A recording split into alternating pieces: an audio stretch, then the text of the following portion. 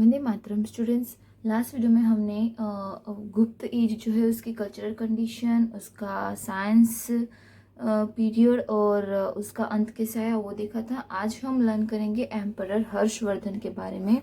हर्षवर्धन भी उस समय का एक महान राजा था और इसकी हिस्ट्री बहुत ही नामचीन है, तो हम इस चैप्टर में हर्षवर्धन के बारे में लर्न करेंगे। After Gupta age, the kingdom of Harshvardhan is considered as one of the important state of ancient India. अभी प्राचीन भारत का एक जो इम्पोर्टेंट स्टेट जो है वो हर्षवर्धन के रूलर्स को भी माना जाता था।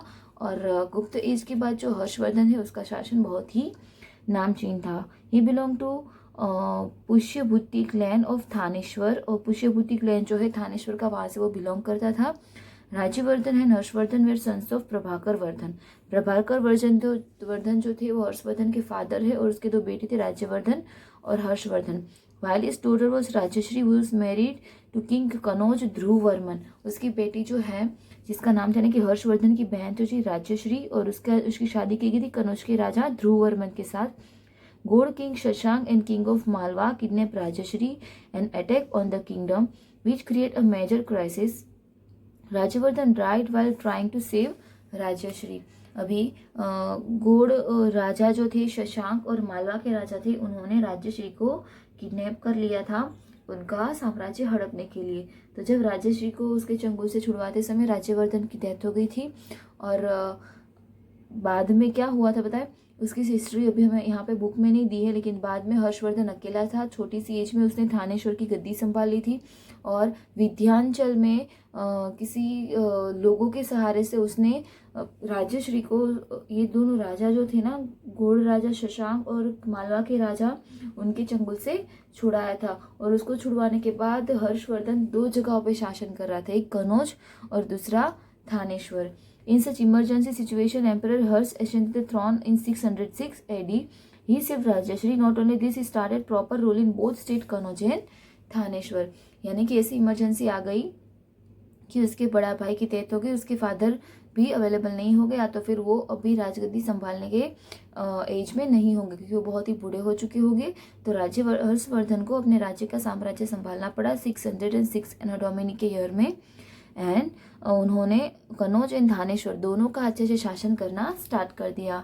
Harshvardhan was the last great emperor of ancient India. He spread his emperor in Magadh, Orissa, Saraswat, Gaud, Mithila. In contemporary state Maitrak king Dhruvasen was his son-in-law. Pulkeshi too was the most powerful ruler in South India. In the battle of Narmada between Harshvardhan and Pulkeshi, Harshvardhan was defeated. Harshvardhan was regarded as a powerful king in north of Narmada.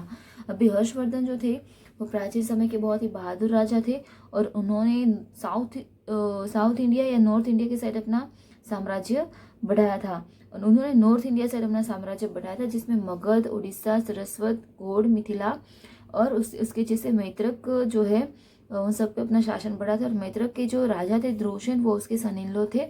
लेकिन हर्षवर्धन को हराने वाला एक राजा था Pulakeshi to, जिसका साम्राज्य south में बढ़ा हुआ था। तो हर्षवर्धन नॉर्थ की ओर अपना साम्राज्य बढ़ाना चाहता था। तो नर्मदा के मैदान में जब हर्षवर्धन और पुलकेशी टू के बीच में बैटल हुए थे, तो हर्षवर्धन जो है वो हार गया था, लेकिन हर्षवर्धन को फिर भी इम्पोर्टेंट राजा, महान राजा माना जाता है। Central cultural contribution of Harshavardhan is very important. Great Chinese traveller Hiuen Tsang came to the India. During his time he stayed in palace. Harsh was devotee of Shiva, later become great follower of Buddhism.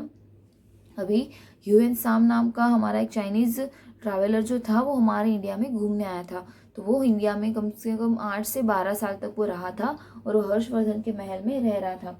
तो हर्षवर्धन उस समय जो है उसके राज्य में उसने Chinese traveller को रखा था। तो हर्षवर्धन की बहुत सारी हिस्ट्री हमें वो चाइनीज ट्रैवलर की बुक में से भी मिली है।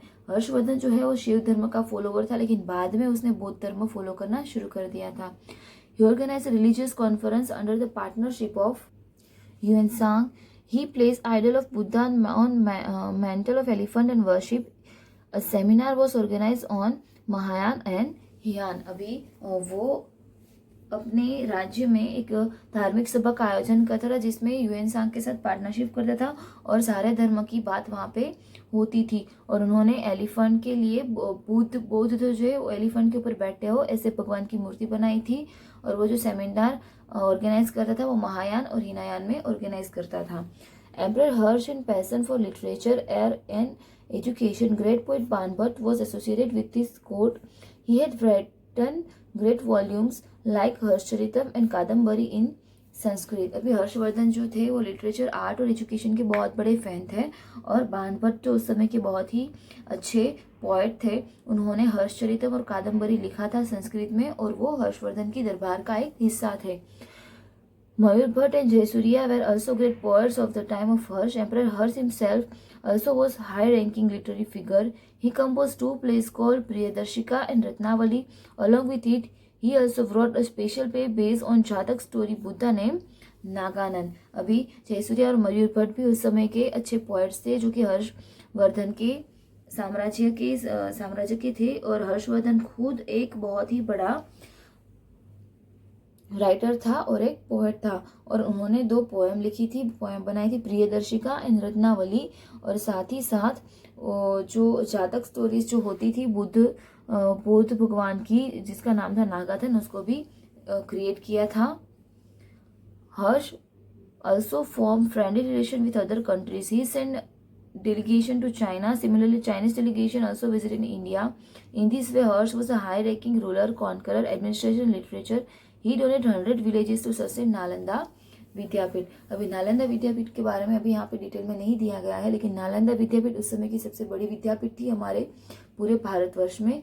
बहुत फॉरेन से भी बहुत सारे स्टूडेंट्स यहाँ पे पढ़ने आते थे। यहाँ पे स्टूडेंट्सों को पहले एंट्रेंस एग्जाम देनी होती थी और इसके बाद यहाँ पे रहने को उनको मिलता था, एडमिशन उनका होता था।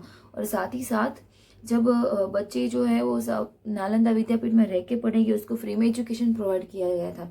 तो फ्री में एजुकेशन प्रोवाइड किया गया होता है तो स्कूल का खर्चा बढ़ जाता है विद्यापीठ का।